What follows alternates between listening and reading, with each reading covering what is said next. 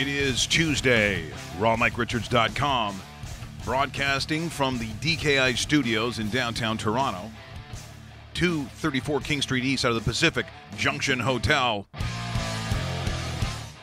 It's Maple Leaf Day, the next century game. That's right, the Toronto Maple Leafs take on the Carolina Hurricanes. Nice matchup. Afternoon game, too. That must be weird. You know, there's certain games, I think, in certain cities, Dave, you're used to seeing afternoon games, and in a lot of American cities, it's not that unusual. Yep. But in Canada, for a 2 p.m. start on a Tuesday, there could be a little weirdness around it, I think. Yeah, we'll see. I don't mind it, actually. I think it's kind of. I just don't understand that when the geniuses are. And I'm talking about the computer bots, because that's what throws out the computer, and then they kind of, a human being or human being committee will kind of jig what they want and everything. I don't know how they sit there and say, you know what, 100-year history, we need the Leafs in it. That makes a lot of sense. And don't tell me. Let's go with Carolina. Let's go with Carolina. Carolina wouldn't be in my top 25 teams. I mean, was Vegas not available? Did you want to maybe bring them in for the 100th anniversary? Like, were the Canadians busy, or the Boston Bruins, or the New York Rangers, or the Detroit Red Wings, or the Chicago Black? I mean, there's so many other options outside of Carolina, but for some reason, it's the Carolina Hurricanes, and it makes no sense whatsoever. The stipulation would be original six. Original six. That's what it would be. So we'll talk more about that. Clark Judge going to join us. We'll talk a little football as Atlanta does what they always do. They kind of win. Yes. They scrape by a pathetic Tampa Bay team day. Yep. Now, look, it puts them in the right position. They get the win. I get all that. But what, are you telling me that going into the playoffs you would have a lot of faith in what Atlanta can do? Nope. No way. No. Especially if they're on the road, too. And historically, too. I mean, they're the – well, when we have the believe or not believe, they were always in the not believe category just because of how they play at times. And I realize they got off to a slow start, but I'm still not sold on anything I think they could do in a playoff. So we'll talk more about that with Clark Judge from the Talk of Fame. We'll also take a look at last night's ceremony for Kobe Bryant, where he gets to retire – two jerseys. Two jerseys. And I couldn't help but think that, if Kobe and Shaq had have somehow worked out whatever those weird ego differences were. I mean, Kobe had won 5 championships. How many more would they have won? Like, what are you in the game for? I just think it's and I like dominating teams. I like teams that are potentially dynasty teams. I like to see excellence in sports. I don't mind seeing the Giants. Because right now we live in a world of also rans, middle ground. Who's going to show up from day to day? We never know. Look at the NFL. You would assume, at least at times, I think that I believe the most consistently good team are the New England Patriots. But there is no given right now, the way the season's been played, that you're going to see, at least you've got a gut feeling on who is the team to knock off. But if I'm starting with that conversation, I guess it's got to be kind of New England. But it's not like they are indestructible. I think that there's still things that they have done defensively that, they could be a little suspect. I don't think there's necessarily, Dave, this era currently. We'll look at the NHL. Do you feel that way about an NHL team? Tampa Bay is playing, excellent hockey. But that doesn't mean I'm sitting there going, wow, they're one of the great teams of all time. I'm not saying that. Nope. Maybe when you look at sport in general, like just every single sport there is right now, New England Patriots might be the only generational team that you sit there and you go. I think New England definitely is number one. And if we're having that as the criteria, they're number one. I just don't know if there's a number 2. It might be Golden State. Yeah, it's getting close. Right? It might be Golden State, but you're still still have to win a little bit more than. Yes, of course. Yeah, they do. They do. So I'm putting Golden State too. After that, if I'm looking at Major League Baseball, it's all over the place. Yeah. All over the place. I mean, I think we're coming into a realm of the next generation Yankees, whether you like it or not. If we're predicting the next 10 years, I could almost see the Yankees winning 3 world championships with what they're continuing to build, because I don't think they're finished yet. I think you're gonna, if you thought the the Stanton signing and trade, and well, it was a trade, but if you think that was big, I think they're going to add a significant name or names to that pitching staff. The Yankees, as they used to say on American Idol, are in it to win it, dog. Was that the big phrase? In it to win it, dog? I saw a couple commercials. That Randy Jackson. Randy Jackson used to always use the word dog. So totally. Now he does a commercial where he's judging dogs, and he's sitting there going, "I don't know about that dog." And it's actually kind of it is funny. I know you're rolling your eyes, but it is kind of funny. I think he just wants to be on TV because he's lost 900 pounds. Yes, I'm not a big Randy Jackson guy. The but, original I did watch though. So the Simon Cowell, yeah, and the crazy girl Paula Abdul. Paula Abdul, yeah. But that to me is when I watched the show. True. And in the early stages too. Well, just like Survivor, like I watched the first one. I watched the first one. Yeah, and then I was done. Now, out of all the reality shows out there, do you watch anything else right now? The only reality shows that I watch are Gordon Ramsay shows. Okay. See, I've watched a couple seasons of that. Yeah. I watch almost anything except for the F word. I watch everything else he does. The F word, he brings his family on and he tries to interview people. Okay, Gordon. Yeah. I get a fucking grip. Yeah. He's not an interviewer. So because out of all the reality shows, I still watch Big Brother. I never understood Dave Big Brother. And people make fun of me, but I watch it. I don't get that show. Over in Ireland, it was massive. Like, it was massive. And so it was 24 hours a day. So you'd go by like bars and they'd be watching the people. That's crazy. Sleeping. Yeah, I don't get that. Okay, that's a creeper. Okay, that's a creeper. In the United States and in Canada, you can watch on 24-hour cam if you choose to. And I'm good with just the 1 hour CBS show that they kind of highlight the week and they kind of bring in all the conflict and all the whatever the fights, the arguments, you kind of jam pack it into 1 hour, and then a couple days later it's on again. I'm good with just that. I'm not going to creep out on. I'm not starting my day going, "Hey, honey, come in here. Tommy's taking a dump." Yeah, and this time he's using a 3-ply. I don't know. That's not for me. What's for me today? Oh, I don't know. Is it Leaf Day? It's a Leaf Day. I mean, they're celebrating 100 years of the Toronto Maple Leafs. And they're wearing their new Arenas jerseys. The throwback Arenas jerseys. The Arenas jersey. I'm sure, because this is an amazing day for Russell. Oh, it's great. He's beaming, eh? He knows this is a big day for him. This is Christmas has come early as he has got the Arenas jersey up there. So that was with the T, right? That was with the blue T that they had originally. And a lot of people forget that back in the day, 100 years ago, they also used to refer to them as the Torontos.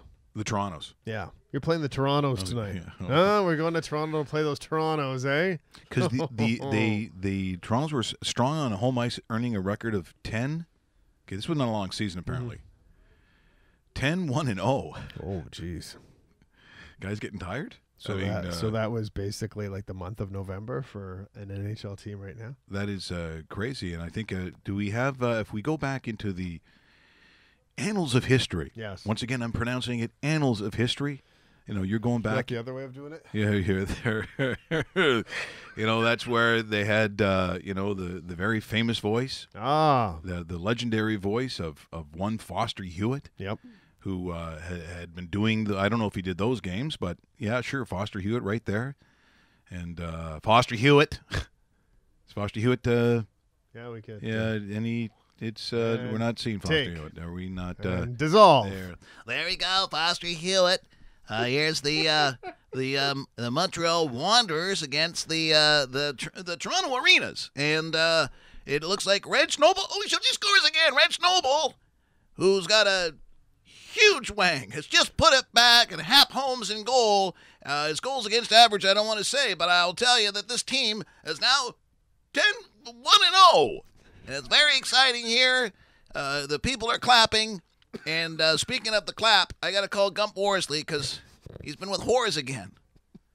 We'll be back on the Toronto Maple Leaf Radio Network. Yeah, I don't think they did they have that back then? That's fantastic. I didn't know it originated from there. He just scores. Now we go to the studios and Leafs TV. Yeah. What? Yeah, that's what? Right. Oh, yeah. Let's go to Paul. Let's go to junior reporter on the sideline, Paul Hendrick. Yeah, Paul Hendrick. 1917. But they're doing it today. The Carolina Hurricanes currently still in Carolina. They are, yeah. For now. Where do you think it goes? In your world, my imaginary world. So in Bastel Sports and Entertainment, where should Carolina go? Hartford. Send him back to Hartford. Yeah. I wish. I know it's not going to happen. Well, we had the guy, the politician on who wanted to do the city councilor. Yeah, so, yeah. You know what? I cross my fingers for the rest of my life on Earth that there will be a Whaler team and a Nordique team back in the NHL at some point. I don't know if it's ever going to happen. You just want to hear the brass bonanza. I want to hear everything about. I want to see those jerseys. Yeah. I want to, they should have Jeff O'Neill tribute day in Hartford as well, and bring out Mike Liut, one of my favorite all-time goaltenders. Yep. Honestly, when you're looking at that, the most feasible possible move for that team, if I'm betting money on it, would be the Houston market. Because I think the Houston market, and they do have a history. People got to realize they do have a history of hockey. Yeah, they do. They do, and that goes even before the Howe brothers and Gordy himself, when the three of them used to actually play on a line together, which is crazy to think about. But yeah, the Houston Aeros were a big deal in the WHA, and hockey's been around even before that time. So, business model wise, it's the Houston market. My mind. It's the Hartford market, the Hartford, Connecticut market, but we'll see. We'll see what happens there. When you start talking about old-time sports, because it's just such a massive, huge business, you got to realize until about 1970-something, realistically, if we're looking at, the superhero money, because with the advent of professional sports when it got real money, I'll tell you what, in the mid-'70s, so guys like Jim Corrigal, guys in the CFL, Joe Cap, some of these guys went back and forth. Yep. The money wasn't that different. That's 1970-something. It wasn't long ago. No, it was not really historically that long ago. Because back in the day, professional sports was seen as, you're a bit of a dreamer. What's your real job? And so it was treated that way. And that's why when I look at some of these, if you do it in a voice like this and read the actual history, Dave. Tell me more. It's kind of funny. The era, the arenas, St. Patrick's, and Maple Leafs. On that day a century ago, the Montreal Wanderers beat the Toronto Arenas 10-9. Ooh. The Wanderers would go on to play just 3 more games before their home arena burned down. Which was common in the day. In 1919, the arenas changed the name to the Toronto St. Patrick's, which lasted 8 seasons before they finally became the Maple Leafs in 1927. Russell, no. Pants up. In the following decade, the team's popularity soared, thanks in large part to the novel idea that the fans could keep tabs on the Leafs from the warmth of their living rooms. During those years, one Foster Hewitt and his signature radio broadcast style were introduced to hockey fans from coast to coast. He, too, would also die in a burning fire. Oh. Actually, no, that's not. Hope That not. last part wasn't true. Foster goes on to buy 1430. He calls it CKFH in town. I worked at CKFH, or the Fan, which was 1430, but guys like Bob McCowan tell stories because CKFH was Foster Hewitt. Bob McCowan actually had to negotiate with Foster in the day. He's got some hilarious stories. Oh, because, of course, really? he'd have that voice. I didn't know that. And he was cheap. Really, Foster was cheap. And Bob said, be sitting there trying to negotiate, and he goes, I'll tell you, Bob. There's that voice, and go, I'll only give you $1 a day, or whatever it was. Oh, boy. And Bob would be like, no, you can't do that. You can't give me $1 a day, or whatever it was. He anything that he could shies down. That was the history of Foster. But, celebrating it today's. I didn't know the FH was Foster Hewitt. That's what it was. Makes a lot of sense. That's so what it was. 1430 C. CJCL. CJ, it would have been okay. at that time. Okay. When it was sold, and then he changed it to 1430. Became 590 in a great big switch that happened with the station at the time. 590 was a station called CKEY, or Key 590, depending on your era. And it was sort of interesting because when they make the big flip, somehow I was the only one from the morning show when I started, because there's I don't know, people know this. It was Bob's show, and then he pulled me in. So it was myself and Bob, and Bobcat wasn't hanging around for this great big moment. So all the TV cameras are there when they make the great big switch. Yeah. And it goes from 1430 to 590. And then I'm sitting there in the control room on 40 Holly Street, and all the little reporters are there, all the the girls with the microphones. So I didn't even know who they were, because when you work mornings, you're not out in the daytime.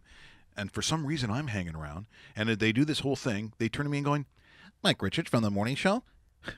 They start asking me these questions about the frequency change." Oh, really? Eh? And so I'm going, yeah, well, the frequency, which, and then I start talking about gigawatts and like stuff that I really don't know. They're like, cut the camera, like, get them off. But that's how it happened. That's how it went from and then 1430 goes to a company called Fairchild, which was Chinese. Oh. So 1430, which was not a great signal, they switched with key 590, and key 590 is a great signal. It goes all over the province. 590 booms. When I'm in Buffalo, you catch it. Oh, absolutely. You can go Northern Ontario, you catch it. It's a because big the other signal. station we used to work at, you go past Bloor Street near the 401. 1050 was terrible. And you've lost the signal already, I worked at 1050 as well back in the day when it was music. Favorites of yesterday and today. And back in the old 1050 Chum, the big power days, it's still, once you went outside a certain area, it was done. It was done. Speaking of things in this Christmassy mood, this is the weird, creepy Mike Richards Christmas week. Okay. You saw the Chasey Lane and the Marge shot yesterday. Well, one and the same. Listen to that fire. Ooh. Nice. I'm thirsty, I feel. Do you like rum and eggnog? You must like a rum and eggnog. I haven't had rum and eggnog in years because I just don't like eggnog as much as some people do. Well, as one comedian said, you know what I don't like about eggnog? You know what it is? It's elf cum. Once you get that in your head, it's not as enjoyable anymore. Okay, I'm good. Yeah. Here's a nice lead-in. Okay. The traditional music. If you have been and are a Raw Mike Richards subscriber to rawmike.richards.com and you took part in it, here's some pictures of what some of those had sent back. So if you've got the actual Raw Mike Richards product, as you can see right now on the screen, I think this one actually comes from our buddy Ryan. Send us the pictures so we can see throughout the holidays. And no topless shots, please. No topless shots. I don't know. I don't know about that. Yeah. Also, we have that's from our buddy Julian. Yes. Julian has us right on the mantle with his maple leaf collection. Awesome. Love it. Well done. And Julian, you also know, is the other leaf heart. I think we got that picture up there too. It's up there as well. It was up there. Oh, so you did it he's making excuses. you did the wrong way. Yeah. Okay. Yeah, he's not following instructions. Here's a family with the collection of Raw Mike Richards hats. There you go. And you will know them. That is Dixware, as this is John Dick's family. That's right. DIX. DIX. Dixware. Yeah, don't spell it the other way or he'll punch you in the face. Yeah, well, actually, I'm not sure how it's spelled. Here is what you received. This is what we're showing. And again, once again, it's courtesy of our good friends at Blade Tape. Does it come with the puck? I think Teddy the Viking. That was his picture. Now, here's another group. So this is actually from the Switzer family. Scott Switzer runs a tennis company in town, a store. Get a load of this. The Merchant of Tennis. Get it? So that's his son there. And they're sending in pictures of the Blade Tape. Raw Mike Richards, the Very exclusive. Cool. And so that's a pretty cool thing to do. So a big hand for there we go. Blade Tape, Raw Mike Richards. I hope you took advantage of it because it was everything was free. The shipping, the product, and then you got like 3 other things, which is pretty cool. Now, it's nice to give away. But you get Mike Richards hockey pucks. Yeah, that'd be good. Yeah. Smack in that face. Oh, absolutely. Yeah. That'd be great. And throw at people, too, when you're mad. Yeah, as Russell said, he likes to get out there and take a slapper. Yeah, you bet he does. Slapper. One day he'll come off the ice, too. I'm not in the same category, apparently, as the Hamels family. Okay. Cole Hamels, who who went from Philadelphia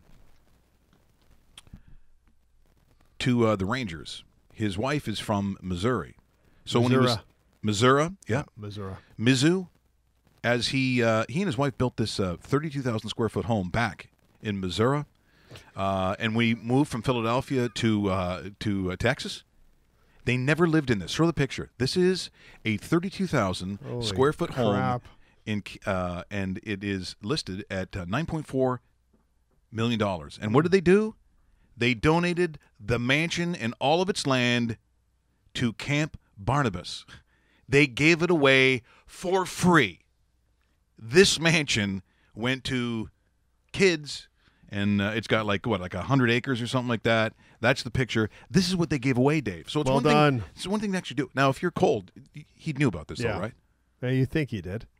Maybe he's finding out about it right now. Cole, you know what I did? I don't know what it is, but I hope it comes with a glass of shut up. Well, maybe it doesn't go that way. But imagine. Now, he makes what a year? What does he make a year? Upwards of $20 million a season. I'll update that in a second, but yeah, it's just that's my professional guess because dude is a baller and like he's the real look of all the eye rolling of certain athletes. Oh, yeah. I'm not doing it to him. No, he's worth it. No, Cole Hamels is the kind of guy that you'd want at the front of almost every single starting rotation in baseball outside of maybe 2 or 3 teams. Yeah. Now, speaking just before we get to Clark Judge, of those in that position in Major League Baseball, Yu Darvish talking to the Cubs. He's talking to the Cubs, and I think if you're the Chicago Cubs, did you see the World Series? Look, I mean, if it's like an Ohtani situation where maybe you really don't know, you haven't seen it in your particular league, there's obviously a potential of greatness, and like he had before he came over here. Are you spending a ton of money based on what you've seen? Is he still worth not to something? Me. Not to me. Because I don't know how quickly I'd be jumping on. Now, granted, it was 2 games in the World, but the biggest players play the biggest way in the biggest time. How Clayton wasn't out there on that mound doesn't matter about your rest. Oh, Kershaw wasn't playing that game. I don't know, but. Just to put a bow on that, $24 million a year. 24. So that's, in 1 year, it's not even half a salary. And he signed until the 2020 season. Darvish not only has arm problems, Mike, but he's proven that he kind of folds in clutch situations. When you look at that last game he pitched, which for some reason you mentioned it, and we've had this conversation. And he had before. 2 of them. Two losses in a World Series game, in a World Series itself. I'm not. You know what? You know where I see Yu Darvish going to? I see him going to a secondary market like the Minnesota Twins, the Milwaukee Brewers. If the Blue Jays are knocking on that door, I'm sorry, they're a secondary market when you look at the big dogs of the of Major League Baseball. I see him going to more of that, and I'd see him more of the Milwaukee Minnesotas than the Torontos, just because I don't think Toronto's going to pay that kind of money. Yeah, what would he even be worth? Say even in Toronto, what is he worth? Well, you know what's funny about that? When he first signed over from professional baseball in Asia, he was like the Toronto Blue Jays were in the mix because at the time Alex Anthopoulos. Yeah, they had to pay even for the rights to talk to him. That's right. Now I know the Jays lost out big time, but they were interested at the time. I'm guessing right now this guy probably signed just because of how radical salaries are in Major League Baseball. I think this guy gets about $20 million a season, and it makes me want to throw up in my mouth because of how average this guy is, and how he'll spend a good portion of the time on the disabled list this season, and how he isn't a winner, but he will make this kind of money, and I bet you it's over a 4 to 5 year contract as well. With the Rangers, he was 10-12 with an ERA of almost 4. Yeah. The velocity has dropped too, Mike. I don't get it. It's like he's 31 now. It's a major buyer beware, and people kind of know his tricks too. Like I even remember watching a Dodgers game where Don Mattingly in the Marlins dugout was picking up tells on Darvish, how he kind of showboats pitch selection, and you could kind of tell exactly what he's about to throw. These are big time mistakes for a guy that's been in the major leagues for 7-8 years now. But I don't know. I'd stay completely away from this. A contending team will not buy into this guy because he will not be a front of the line rotation guy for them. Okay, maybe you just hand me the magic number for for Clark. Absolutely. We'll use the magic of Skype as we're going to talk to Clark Judge from the Talk of Fame. Looking forward to his take because he is awesome as far as I'm concerned. One of the best in the business, really. So we'll talk to him in seconds, Dave, but maybe take a look a little ahead. And, yeah, absolutely. So we know about today's 100th anniversary game. You know, ahead by the century game, the next 100, whatever you want to call it. 2:00 game here in the city. Carolina's in town. Leafs are trying to snap out of a 3-game losing streak. Other games to look for tonight. Winnipeg Jets are in Nashville to play the Predators in what they're calling the best 2 teams in the Western Conference. So catch that up a little bit later on. That's an 8:00 Eastern time. Looking forward to talking to Clark Judge, see what's on his... Did you hear that? What the hell was that? Jingle bells. Yeah, it was. Clark Judge. Clark Judge, Mike Richards from Raw Mike Richards. Looking forward to talking to you today, buddy. What is top of mind for you? Because we're all over the map today. Habs can't score, stink, can't play defense. One player shows up, Carey Price. Everyone else home. What's going on? They're in the jar. They're dead. I'm depressed. It's it's sad times. By the way, are you an eggnog man? Do you like the eggnog? No, not at all. No, I'm a hot chocolate guy. I've had like most people drink coffee. That's how I drink hot chocolate. I have it every morning in the wintertime. Well, need my caffeine fix. So let's not talk Habs. Okay, I'm depressed. We won't talk about that, Clark. But of course, the talk after the weekend was more about. I don't even want to say officiating, even though people might tangle it a little bit. No. I think it's more about, in essence, the rules itself, the catch, exactly. the no catch. What do you think happens in this case with the NFL? Is there basically a competition committee? They're going to look at it and say, okay, are we diluting the game? Does the rule make sense? Does it need to be changed? What is the mindset of the NFL at this point? The competition committee will address it, and there's several people on that committee. This makes no sense to go over the people who are on it, but the committee meets at the Combine every year. They have suggestions. They also meet by themselves in usually very warm and pretty luxurious locations. But they do that, and they figure out what needs to be addressed, and this will be one of the topics that comes up. I think sooner or later they're going to have to redefine that rule because you're absolutely right, Mike. After that game, I know a lot of people said the Steelers got jobbed.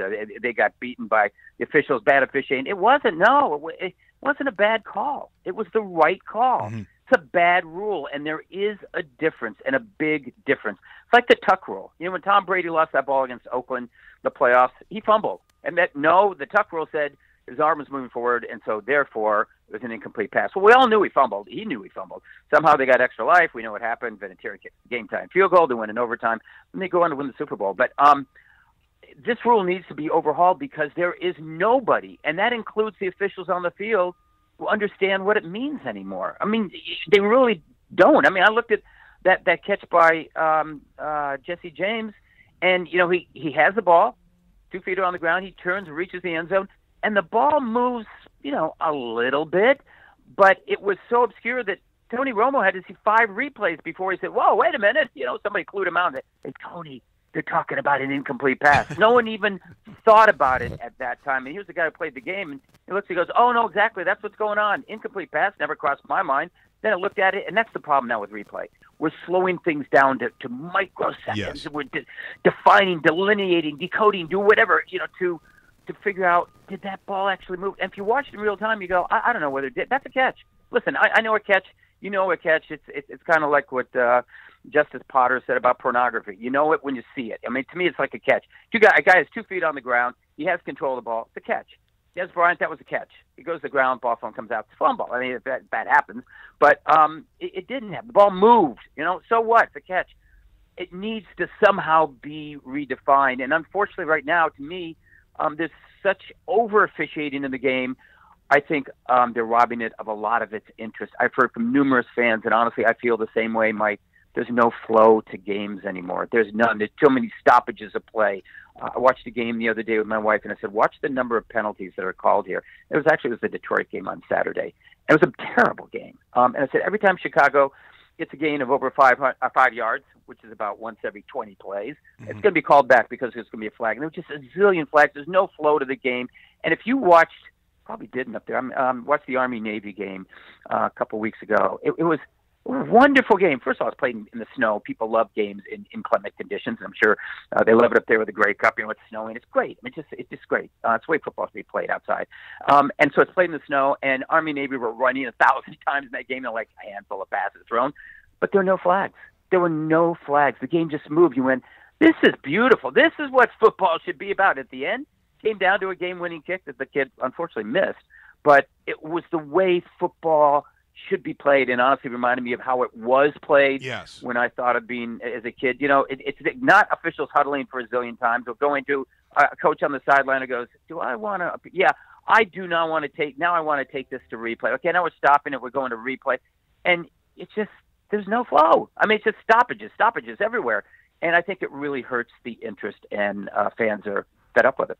Well, and I think that is the dividing line. Dave and I talk about this all the time. In fact, they've even gone further in the CFL, and they've got a hideous rule where coaches on the sidelines can challenge whether they think there was pass interference or not. It's terrible, Clark. They can throw a flag and say, we think that was pass interference. I'm like, what are you doing? The game is as slowed down as it is. Now you're telling coaches, because that tells me you have zero faith, by the way, in your officials. Zero faith. Yeah, exactly. And the other thing, guys, is, we in the NFL, as you know, they review every touchdown.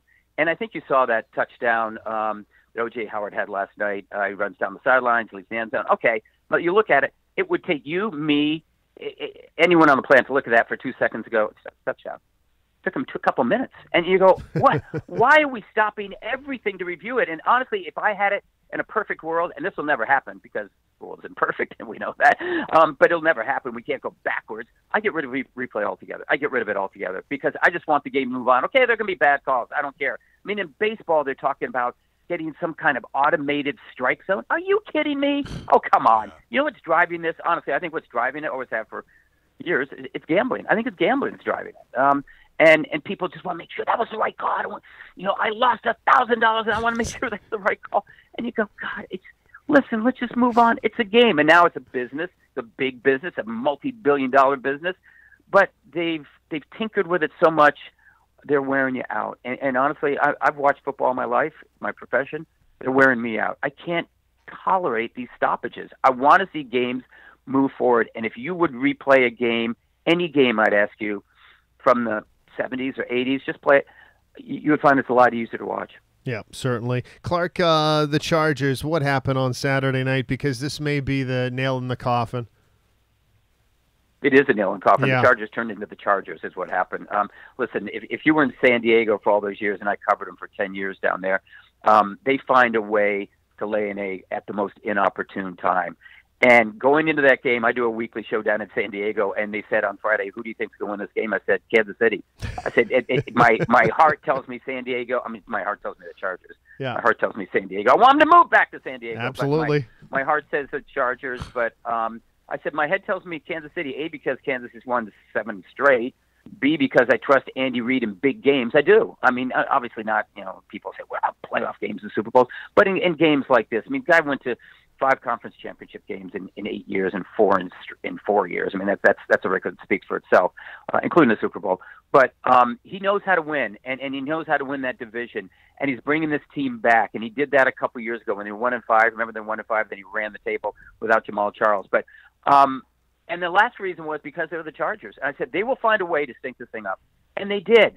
Phillip Rivers, unfortunately, he was playing so well up to that point, and then. The clock struck midnight. And he turned into a pumpkin. It was one of the worst games, not of his year. It was the worst game of his year.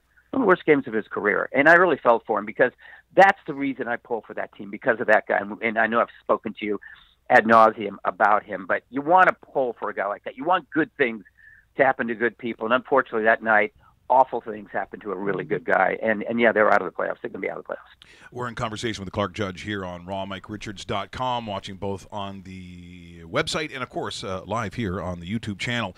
The other thing, if we're going to talk about rule changes, the one thing that I really don't understand is that touchback rule for the offensive team. It hits the pylon. Yep. And I do not understand how, a football person can say, yeah, the logical thing with the defense not having done anything is that would be like a touchback and the ball comes back out. That makes no sense to me. I don't understand it. Makes no sense. That makes no sense. I mean, why should the defense be rewarded for doing nothing? Nothing. Really doing nothing. The guy reaches for the pylon, ball goes to the end zone. But I was saying to a friend of mine, I said, probably a lot earlier than you remember, because it was before you were born, but Super Bowl V, I seem to remember, I think it was like a halfback option, and there was a guy named Sam Havlick who played for the Baltimore Colts. And he was a former quarterback at Bucknell. He throws it past the end zone. I think it was Eddie Hinton caught it. And he fumbled and went through the end zone. And then went, whoa, that's interesting. What happens? Ball comes out. What, is it Baltimore's? It's Dallas's ball? For doing what? The ball went through the end zone? So because it's lasted that long, I doubt that they're going to do anything about it. I mean, to me, the height of ridiculousness of that rule was the Austin Seferian-Jenkins fumble against the Patriots. And I don't know if you saw it. Yeah, he was reaching for it. And I looked at him and went, I mean, I don't know whether he scored or not. I think he did score. And then that rule came out and went, are you kidding me? And it's stuff like that that just causes you to go, I can't watch this anymore, because you realize it's not the game you understood. It's not the game you grew up with. It's now in the hands of like CPAs and lawyers and statisticians who have turned a pretty simple game into something that nobody really understands anymore. So you look at that and go, I don't know. I mean, Derek Carr lost the ball there. It comes out at, the 2? Well, no, you're going to penalize him for that? Okay, take it back to 5 yards, 10 yards. I don't care if you take it back to the 20.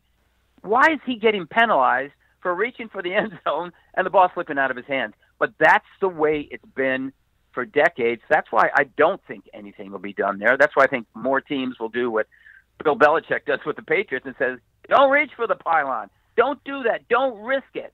Don't try to do that, because bad things can happen. Now, good things can happen too, but we saw what happened with Oakland. I mean, they had a certain overtime game and a possible and maybe probable victory, an upset of the Cowboys, and they lost it, not because of anything that Dallas did. Yeah, I know the safety comes over and makes the tackle, but Derek Carr's trying to make a play. Instead, he loses the game. Clark, the Buffalo Bills. I did not think we were going to have this conversation this late in the season, but they're knocking on wild card's door. They have a tough schedule coming up this weekend, but as far as their chances of actually getting that first playoff appearance in what is almost a decade and a half, is that going to happen with that Buffalo Bills organization? Well, I'm going to ask you one question. They'd have to beat the Patriots, right? So the answer is no. The answer is no. They have to beat the Patriots at Foxborough. No. Now, and if they beat them, you can beat me up next week on the show. But no, I mean, Brady's 27-3 against them. The one thing you might hope for is there is such a sort of postpartum syndrome for New England after that emotional win that they somehow lay an egg in Foxborough. When does that happen? In December? I mean, they already did that in Miami, but they do that, frequently in Miami. Tom Brady comes back against a team that he owns, and they beat very decisively earlier this year. Yeah, I know Buffalo played well last week. I know Buffalo's been playing well, but this is New England. This is a team that now says, we've got home field advantage. They've got something to play for, guys. They're not mailing it in. They're not playing out the string. They've got something to play for, and they just gained it. They just gained it in Pittsburgh. And they know if Pittsburgh comes to New England, they're not going to win either, because they don't. They've never beaten Brady in New England. They've beaten him twice in Pittsburgh. Should have beaten him 3 times, but they've never beaten him in New England. And I know what people say, they ran up a zillion yards against him without Antonio Brown. They should have won that game. Yeah, but they didn't. And now they got to go to a place where he wins. He beats everyone except for, and I've said this on the show before, except for watch out for the Baltimore Ravens. That's the one team that can go in there and beat those guys. They're not afraid of playing there. They've won there. They've won there a couple times before. They won a conference championship game there before. They know how to beat New England there. Now, they don't have Ed Reed and they don't have Ray Lewis, but they've got a pretty good team. Joe Flacco's beginning to get his act together again. They're running the ball effectively with Collins back there. Buck Allen, they're doing okay there, but defensively, they're beginning to beat teams defensively again, much as they have in the past. So it sort of follows that blueprint for success in the past. Now they've got to get in, and yet you look at the schedule and go, they should. Now, could they get upset? Sure, and anything can happen. But if Baltimore gets in, they're the one team I would not want to face. To me, if I was New England, I go, I fear Baltimore more than I fear Pittsburgh, because Baltimore can and has come in here and beaten us. Clark, I know the season still isn't finished, and I think probably if you're sort of valuing what you saw this season in the NFL, and so if someone were to say best story to you, for you in the NFL, my feeling would be, and now I probably have to change it, but Carson Wentz to me was a great story. I just think that he was. And now that's taken away. We'll never know what Deshaun Watson would have been. That's another real sort of heartbreak. But for you, what do you think is the top story for you in the NFL this year? I'd say two stories. Honestly, Jacksonville and LA, the Rams, not the Chargers, the Rams. What's happened there, they've gone from bottom to top. Jacksonville's done a remarkable job there. To me, Tom Coughlin's fingerprints are all over that team. Defense, running the ball. They're winning the way the Giants did when he was there. And honestly, they're winning the way they did when he was there as head coach, but in Jacksonville. But then look at the Rams. And what Sean McVay's done in 1 year is astonishing. I mean, they were a joke. Then after last year, people were saying, Jared Goff, bust. It's this rush to conclusions. Bust. He can't play. Bad pick. Made a mistake. The same old Rams. And now we're talking about has the NFC West turned over? And does it now go through LA? And the answer is probably yes. They've got a young quarterback. They've got Todd Gurley, who's an MVP candidate and also Offensive Player of the Year candidate. Terrific young player. They've got good young players. Buffalo helped him out by giving him Sammy Watkins. Robert Woods is there, so Buffalo's got something to say there.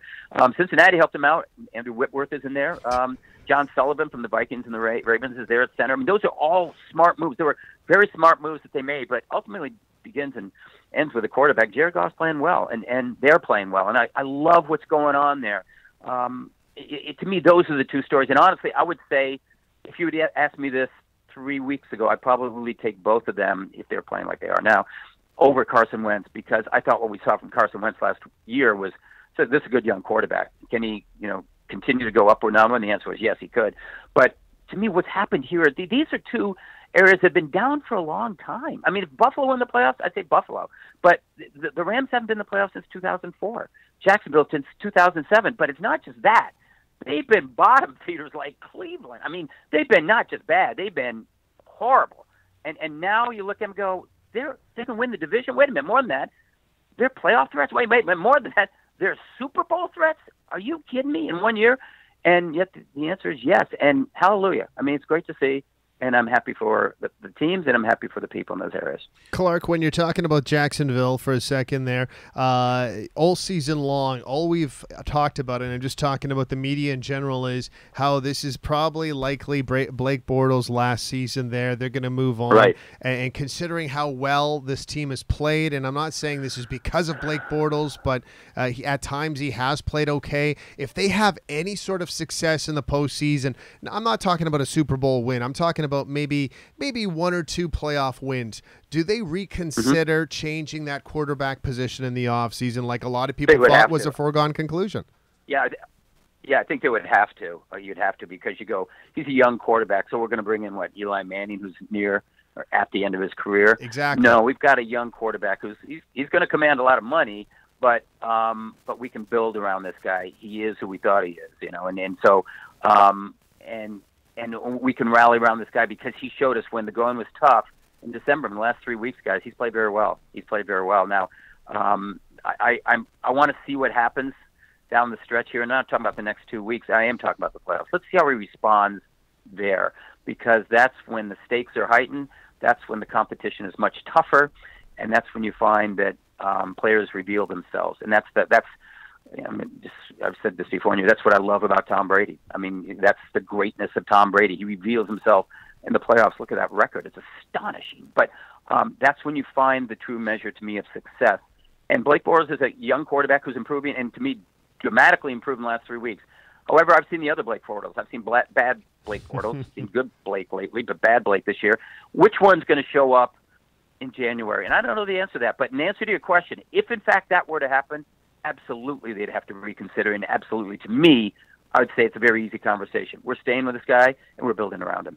Okay, Clark. Now some more tough questions. You know this is pretty much a show it's like Meet the Press. It's a real hot seat kind of show. It is? Yeah, Whoa. yes, it is. It is. And God bless you for even saying the word pornography in a football conversation. God bless you for that. This is why you're the best guy on our show. Okay, Die Hard. Is it a Christmas movie? Yes or no? No. Oh, No. Clark, come Clark, on. Clark, come on. Clark. No. That doesn't. No, there's no violence under my Christmas tree on the 25th. No violence in around this house. Well, we're talking to a The Dartmouth dog guy, might right? take So- down the tree, but nobody else will. Hey, Clark, thanks so much for spending the time with us that you have throughout the fall and the start of this show. We're still pretty new into it, but boy, we sure love having you on. It's just a great conversation. So we wish the best for you, your family. Have a great Christmas, minus the eggnog, maybe more hot chocolate. But I got to tell you, we look forward to talking to you in the new year, and thanks so much for joining us on rawmickrichards.com. Yeah, thank you, guys. You got a great show. Love being on here. And the thing I love most, you don't ask me any Habs questions. That's what I love, guys. And thanks very much. Thanks, Clark. Is Clark Judge, Talk of Fame, who joins us most Tuesdays, I would say. Most Tuesdays, yes. Tuesdays. And he's got just such a great take on the world itself. Yeah, he's an awesome guy, and you know what? When we're talking about different reincarnations of our show, we've had some really blockbuster guests and other shows that we've done together.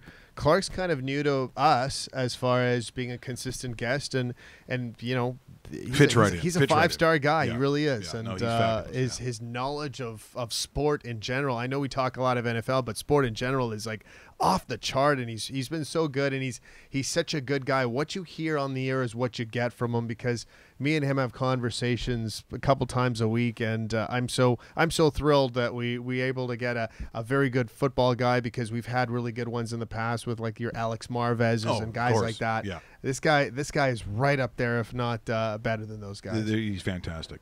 It's interesting talking about the rules and the changes in football. I'm going to show you something, and we're going to go through a little quiz here on the show. Football's changed so much in terms of what is legal and not legal.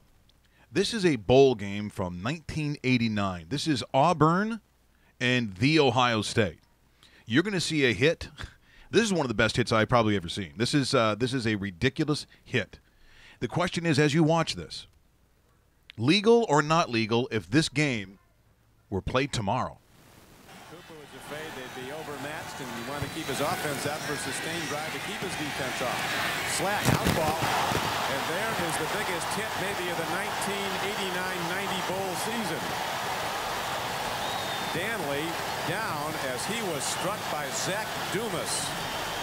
Zach Dumas, a fellow that Nice came pass. to this university as a running back and said, I don't like to get hit. What I like to do is hit people. And he put a knockout blow. So the question is, as he does this, you're watching it, is this today a You see legal this hit? ball? Now he's going to get hit just about the time that ball hits his hands. Dumas just unloads. Boom. Okay, so there's your question. Legal hit, illegal hit by today's standards.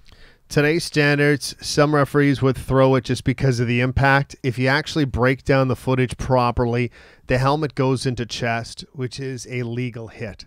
We're looking and we're watching a softer NFL, Mike. And when you sometimes hear the impact around it, the reaction, what the player is doing on the field, the fan reaction, depending on where you're actually playing this game, a lot of times the official will go like this and toss it out because of that. I see that as a clean hit. I do too. I don't want this to happen to anybody I know. I don't want this to happen to anybody I really don't like, and not to mention the people that I like. But that was a well-timed hit where the ball was caught and hit, delivered legally, never went headshot, never went face mask area, came close to it, but if you actually look at it, it's around this area of the shoulder pad, which basically starts here and moves up because there's no protection in the stomach area. I agree 100%. That, to me, is a legal hit. Not only is it a legal hit, if I'm on that team, like I'm probably just taking my pants off, I'm doing cartwheels. That's a little different than what Ohio State did. Well, there's one guy that looked like he was close. I mean, that pop in the crack of the plastic, I'll be honest, that's why guys who are wired like myself and Dave and those who played football, that's what you live It's for. it's you a, live for that. It's a hit. It's orgasmic. It's a sound that I put that sound into a couple different categories. Similar sounds in different sport is a crack of a wooden bat. Yeah. A goalpost and in shot from a nice hard dinging of the post See, and in. I can speak as a goaltender. I hate that See? sound. I hate it. Well, you know what? As a receiver, if you hear that sound and you're on the receiving end of it, you probably hate that sound too. Yeah, but it just certain things in sport. And we grew up more of a radio generation. It's not like we didn't have TVs. That's not what I'm getting at. But I actually like listening to sports. It's classic. Yeah, and when good you play-by-play guys are just worth their weight in gold. And you know what? And you're right. You're right. Good play-by-play guys could make golf sound awesome on radio. And I've listened to very good golf on radio where you could actually hear the. You actually hear the sound effect, the bat, the helmet, the goalpost. Those are the things that make the audience of visually listening to what you're about to hear and what you're hearing. It's what makes sport, one of my favorite things in life. Speaking of good sports sounds, I would also say a good drive in golf. When it's hit that cleanly, yes, it's just a wonderful thing to watch. So therefore, what I'm about to show you has literally none of that. Here is the sound you don't want to hear in our Christmas week, because we got Mark Zucchino coming on. Here is your week of bad swings.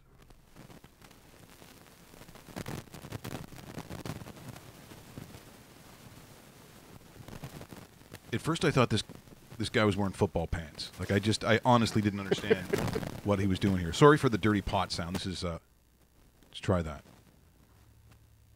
He takes longer than Sergio Garcia. Like it's ridiculous how long this guy's taking.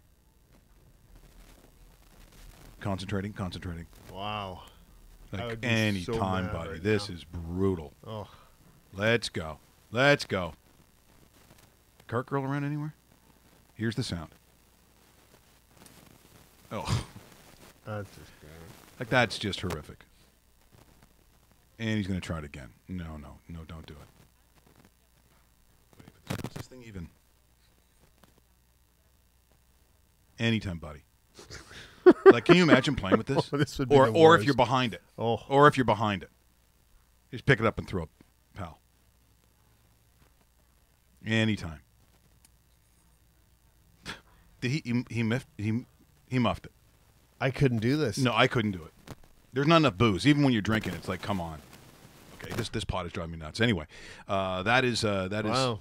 What a great example of concentration and shitness. Yeah, more of the latter. Unbelievable. By the way, speaking of unbelievable, last night, Kobe Bryant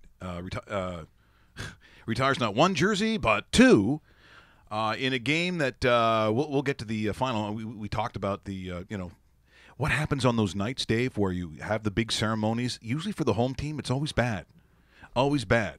That's not in that category, but this is a presser. This is the presser just after, the big ceremony after the game, where they start asking him about the statue, if he was going to get a statue, because you're going to have two numbers. Here's Kobe Bryant.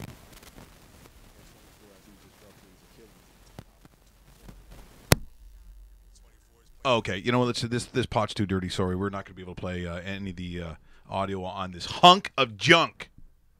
The pot's so dirty we can't even hear the sound on this stuff. So that will be it for the video for today. Once again, it is Leaf Day.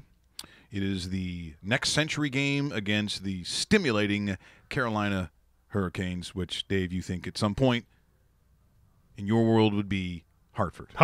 Yeah. Hartford. And bring back the right jerseys, too. And call them the Whalers as well. Because if you don't, I'll be disappointed. How could you not? Well, it's just like the one thing, like, and we were actually on the air when this was happening, when the Jets were, when the True North Sports and Entertainment bought the Atlanta Thrashers, there was significant talk that That team was going to be called Manitoba something, which would have been horrifically bad. And then B, if they didn't want to do that, they were going to be called the Winnipeg something because they wanted a new feel to this generation. Stupid. It's like, no. Stupid. No. And thank God people like me bombarded that organization with emails and social media stuff and phone calls saying it's Jets all the way, and that's the way it always should be. Just like when Quebec returns, it should be the Nordiques, and the Whalers should be the Whalers, and that's just the way it's supposed to be. There isn't any other. Don't call them the Redbirds or make up some name or it just. Call it what it's supposed to be because of the history of the organization. Just like if Houston gets the team, I hope they're the Arrows. I hope they're the Houston Arrows. I do too. Just because of what they had in the past. Well, coming up tomorrow, we'll tell you a longtime friend and someone who has just put out a book. I think I'm actually in there. Which, when you realize who it's going to be, I don't know if I want to be in that book. What? Could be, yeah. Could be scary. Did we just become best friends? Yep. You want to go do karate in the garage? Yep. Oh, yeah. It's time! I'd like to thank Clark Judge from the Talk of Fame as he rounded all the bases as usual, talking about the NFL and, of course, some of its issues, which, of course, about the catch, no catch.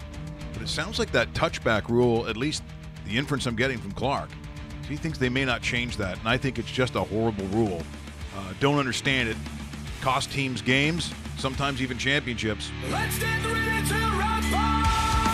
Coming up tomorrow, my good friend John Gallagher of Q107 fame, I guess TSN, City TV, one of the originals in this city and the country for doing sports the way he did it and only the way that he can do it. John Gallagher tomorrow talking his book on the show. Don't miss it.